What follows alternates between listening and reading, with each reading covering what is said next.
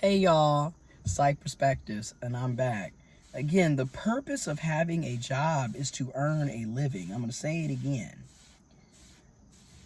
The purpose of having a job is to earn a living. Well, if you're working a job that doesn't provide you with a living wage, a living salary, then where is the incentive for you to continue working that job? You expect people to get up and show up 5 days a week, 6 days a week, 7 days a week, 8-hour days, 10-hour days, 14-hour days, just for them to live check to check, working poor, working class, one missed paycheck away from being homeless consistently. And you think they're going to be excited to come to work? When literally a person can get paid Friday and be broke Friday, and it's not because they're going out and partying and getting lit at the club or buying a bunch of expensive stuff. It's literally you pay a few bills and you've already lost half of your paycheck in a matter of an hour or less, especially if you're paying for your bills online. Okay? How many of us have gotten paid and then literally within minutes have seen half of our check disappear because we paid our bills? That is happening very often to a lot of us.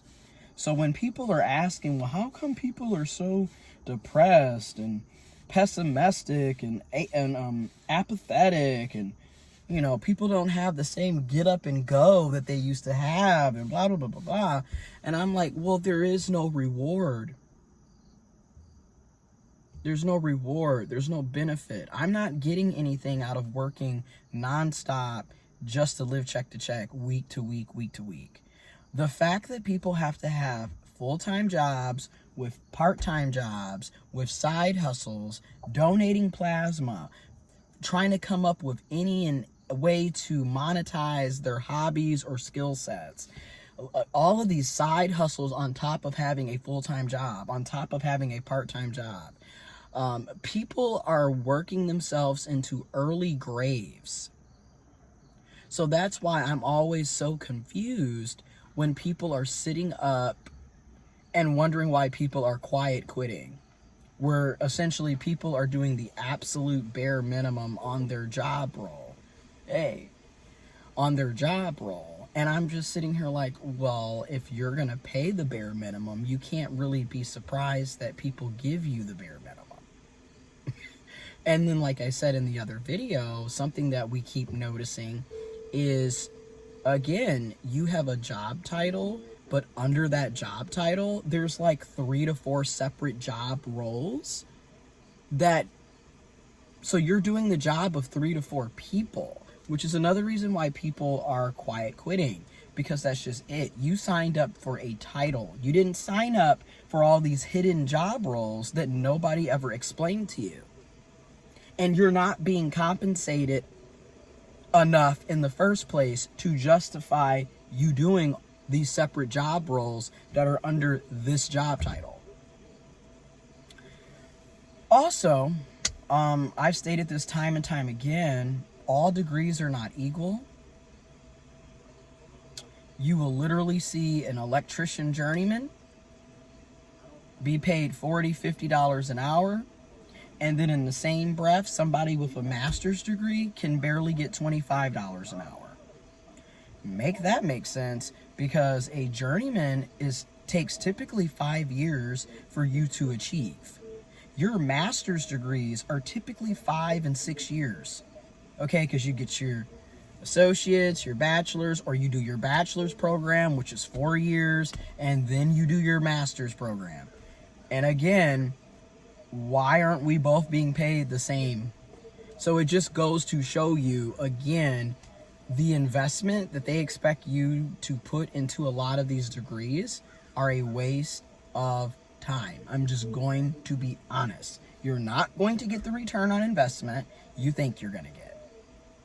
And don't get me wrong, I've said this also time and time again. The knowledge is valuable. The knowledge is greatly important, and Lord knows it is. If more people were educated and informed, we wouldn't be living in such a shitty society, in my opinion. However, going into massive student loan debt to make $24 an hour is a waste of time. I don't care how you try to twist and turn it. In my opinion, that is a waste of time. I say it all the time. If I could go back, I would have never did my master's program. But that's just it. You know, some professions clearly are are seen as being way more valuable and lucrative. Therefore, they get paid better. I mean, a bachelor's of science in nursing, you have nurses that are making 30, 40, 50, 60, 70, 80, 90, $100 plus an hour with a bachelor's degree. But then somebody with a master's or a PhD is making less than 30 an hour. This is my whole point. So when they argue, well, people aren't getting degrees in this field, or this particular job field is having a high turnover rates, or they're dealing with worker shortages in those particular job fields, I'm sitting back like, well, is it really surprising that the jobs that you don't pay well in are having the high turnover rates or the high She don't know you here then. That's what it is. Okay, let me let her know. The high turnover rates or the high worker shortages? Who's going to continue signing up for jobs that pay pennies on the dollar and keep them in a cycle of poverty? They're going to quit. Not to mention the lower paid jobs are also the same jobs that expect you to do the work of 3 to 4 people on a consistent basis. And I said this before, they constantly burn out and tire out people. It is a revolving door of low wages and overwork. Hence why people are quiet quitting. Now we have to worry about quiet firing, which to me, if we're being honest, the fact that our wages and salaries are consistently low and stagnant is quiet firing, because you're not really giving people a reason to stick around. These jobs want you to be the one to walk away or put in a 2-week notice or resign. Shout out to Pencil Poetry. Because they know if you are the one to resign or put in your 2-week notice, or you are the one to quit, they don't have to pay you unemployment benefits. And that's what they're hoping.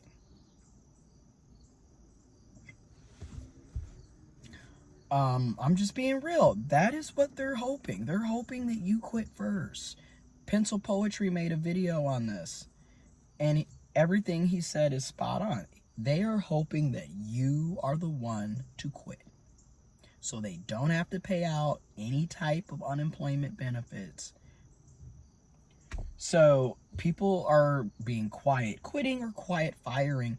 At the end of the day, in my opinion, as long as we live in capitalism and we keep allowing greed and corruption to be the name of the game, you're going to continue to have a revolving door of burnt out people working at jobs they don't want to be at in the first place in order to survive.